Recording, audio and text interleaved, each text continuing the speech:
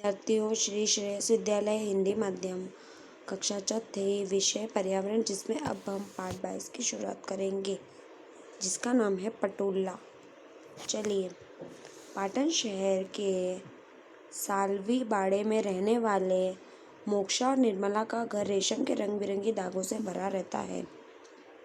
उनकी माता कोकिला बहन और पिता अशोक भाई तथा परिवार के अन्य लोग हथकरे पर हस्त कारीगरी यानी बुनाई का काम करते हैं। वे खास तरह के कपड़े बुनकर तैयार करते हैं। यह हस्तकला का सुंदर व खास है। चलिए अब आगे देखिए। सर्दियों में सलवी बाड़े में सालवी परिवार बसे हुए हैं। वे जो खास तरह की बुनाई करते हैं उसे पटोला के नाम से जाना जाता है। भारत और दुनिया भर के पर्यटक इस हस्तकला का परिचय पा सके, इस उद्देश्य से हाल ही में यहाँ पटोला हाउस का निर्माण किया गया। पाटन में स्थित रानी की बावड़ी के शिल्प कार्य में भी पटोला की डिज़ाइन की झांकी देखने को मिलती है। उस समय के शिल्पकारों ने क्या डिज़ाइन तैयार किए हैं। रानी की बावड़ी में गुजरात के कवियों ने भी लोकगीतों में पटोला की कला का खूब बखान किया है। तो अब देखिए, आपको इसमें क्या बताया गया है कि यह रानी की बावड़ी में भी शिल्प कार्य की मतलब उनकी झांकी निकाली जाती है ये पटोला के ऊपर से। और ये जो पटोला का कपड़ा है वो खास तरीके से बुनकर तैयार किया जाता है, जिसमें क्या यहाँ पे गुजरात के कुछ कवियों ने भी अपने लोकगीत में ये पटोला का नाम का बखान भी किया है। जैसे यहाँ पर बताया है कि छेलाजी रे मारी हाटू पाटन थी पटोला मोगा लावजो, इस तरीके से बखान भी हुआ है। मोक्षा और निर्मला के माता पिता ने यह कला अपने बुजुर्गों से सीखी है। अब मोक्षा और निर्मला भी स्कूल से आने के बाद यह सीखते हैं एवं अपने माता पिता का हाथ भी बटाते हैं। चलिए देखिए, यहाँ पर हमें अलग अलग तरीके की कला बताई गई है। देखिए किस तरीके से धागों से इतनी सुंदर कपड़े तैयार किए जाते हैं। ये पूरे कपड़े पाटन का पटोला बुनने का तरीका है और ये मशीन द्वारा, पहले तो हाथ की कारीगरी मतलब कि ऐसे लकड़ी से तैयार किए जाते थे। अब धीरे धीरे क्या हो गया, मशीनें आ गई है, तो मशीन द्वारा इन कपड़ों को तैयार किया जाता है। चलिए अब हम आगे देखते हैं। पटोला बुनने के लिए उपयोगी रेशम की धागे मलवरी सिल्क में से बनाए जाते हैं। वे सफ़ेद होते हैं। पिताजी ये रेशम के धागे बाहर से मंगवाते हैं। रेशम के तारों को खोलकर ताना भी और भरनी बनाया जाता है। फिर उस पर कढ़ाई की जाती है। कढ़ाई किए गए तार को योग्य नाप लेकर बांधा जाता है, जिससे बगेजा कहते हैं। अब देखिए उनको किस तरीके से तारों की कढ़ाई की जाती है, उनमें भरनी भी की जाती है, जिसमें जिस भाग में रंग करना हो उस भाग से धागा खोलकर उसे नाप के अनुसार रंग कर फिर उसे बांध दिया जाता है। इस काम में बहुत समय व मेहनत लगती है। ताना भरनी तारों पर कढ़ाई और रंग होने के बाद उसे बुनने के लिए करगे पर जमाकर बुना जाता है। इस तरह 4 से 6 मास की कड़ी मेहनत के बाद पटोला बनकर तैयार होता है। देखिए कितनी मेहनत के बाद एक कपड़ा बनकर मतलब तैयार होता है। ताना भरनी पक्के रंगों से रंगे जाते, इसीलिए पटोले का रंग कभी नहीं उतरता और न ही फीका पड़ता है। पटोला का टिकाऊपन और उसके रंगों की चमक सालों तक बनी रहती है। इसीलिए गुजरात में कहावत है, पड़ी पटोला भात फाटे पण फीटे नहीं। चलिए आगे। कला खतरे में पटोला साड़ी तैयार करने में, बुनने में और काटना और रंगना वगैरह बहुत सावधानी व धैर्य से करना पड़ता है। इसमें कई दिन लग जाते हैं।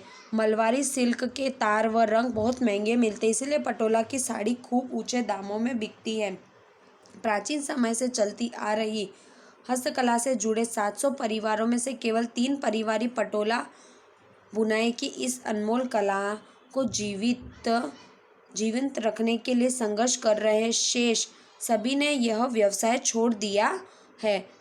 पाटन के पटोला की हस्तकला केवल पाटन ही की नहीं, अपितु गुजरात एवं भारत की भी शान व देश का गौरव है।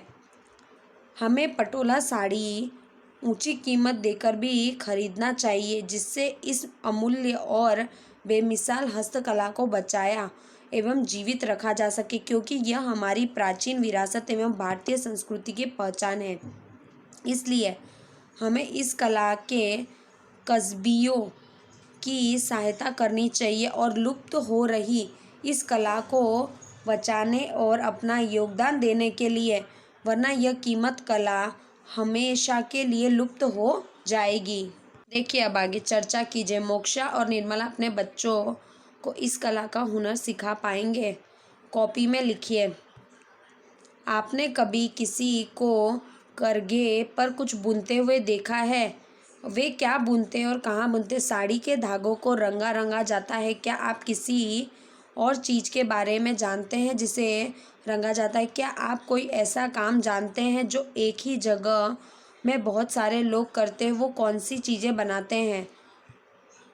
उस चीज़ों को बनाने का तरीका पता कीजिए और उस चीज़ों को बनने के लिए आदमी औरत अलग अलग तरह के काम करते। उन चीज़ों को बनाने में बच्चे भी शामिल होते हैं क्या? किसी लुहार, बढ़ई या कुम्हार से बात कर उनके काम के बारे में पता कीजिए। उन्होंने अपना काम कहाँ से सीखा ये भी जानिए। चलिए अब आगे का प्रश्न। उन्हें काम करने के लिए क्या क्या सीखना पड़ा? उन्होंने यह काम अपने परिवार में किसी को और भी सिखाया है क्या? चलिए अब हम आगे देखते हैं। देखिए आगे। हाँ, मैंने कई लोगों को करघे पर कपड़ा बुनते हुए देखा है। क्या और कहाँ?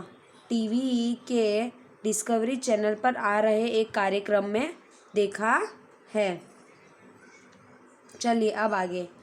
एक साड़ी के धागे को रंगा जाता है। क्या तुम किसी और चीज़ के बारे में जानते हो जिसे? हाँ, ऊन को भी रंगा जाता है। घर की दीवारों पर सुंदर देखने को रंगा जाता।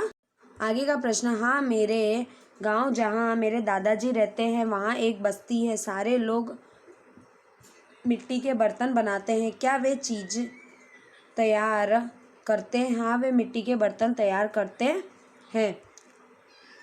उसको तैयार करने का तरीका पता करो। वे लोग मिट्टी के बारीक पीस कर उसे अच्छी तरह गूंथते हैं और गूंथने के बाद उसे चौक पर रखकर इच्छा अनुसार बर्तन बनाते हैं।